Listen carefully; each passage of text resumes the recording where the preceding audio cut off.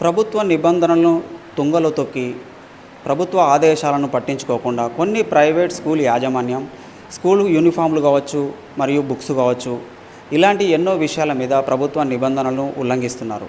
వీటి విషయాల మీద ప్రభుత్వ నిబంధనలు ఎలా ఉన్నాయి, ప్రైవేట్ పాఠశాలలు ఎలాంటి నిబంధనలు పాటించాలి అని మన డిఈఓ గారిని వారి వద్ద సమాచారం తీసుకుందాం. నమస్తే సార్.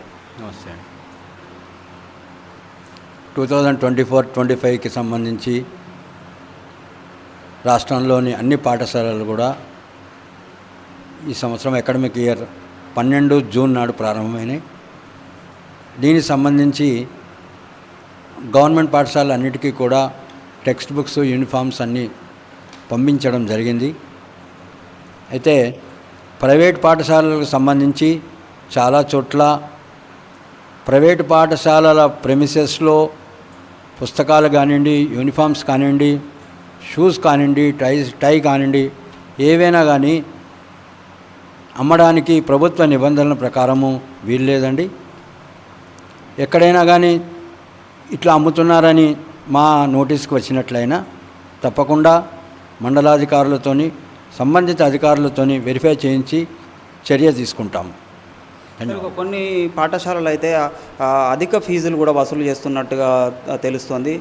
వీటి నిబంధనలు ఎలా ఉన్నాయి? ఫీజు నియంత్రణ సంబంధించి ప్రస్తుతం అది గవర్నమెంట్ పరిధిలో ఉందండి. అక్కడి నుంచి ఫీజు నిర్ధారణ అనేది రావాల్సి ఉన్నది.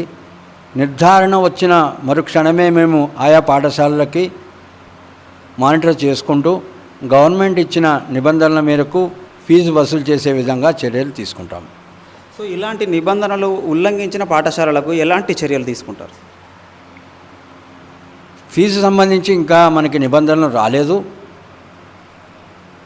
యూనిఫామ్స్ కానీ, టెక్స్ట్ బుక్స్ కానీ వగేరా వగేరా ఇంకా వేటి మీద అయినా కానీ తల్లిదండ్రుల నుంచి బలవంతంగా కొనిపించే ప్రయత్నం చేసినప్పుడు మా దృష్టికి సాక్ష్యాధారాల మీద సబ్మిట్ చేసినట్లయినా తప్పనిసరిగా వాళ్ళ రికగ్నిషన్ రద్దు చేయడం, పర్మిషన్ ఇవ్వకుండా ఉండడం, ఎక్స్టెన్షన్ చేయకుండా ఉండడం, ఇలాంటి చర్యలు తీసుకుంటాం. ఇది ఏదైతే ఖచ్చితమైన ఆధారాలతో ఏదైనా పాఠశాలలో ఇలాంటి ప్రభుత్వ నిబంధనలను పట్టించుకోకుండా చేసిన వాళ్ళ మీద తగు చర్యలు తీసుకుంటామని చెప్పారు. చూస్తూనే ఉండండి.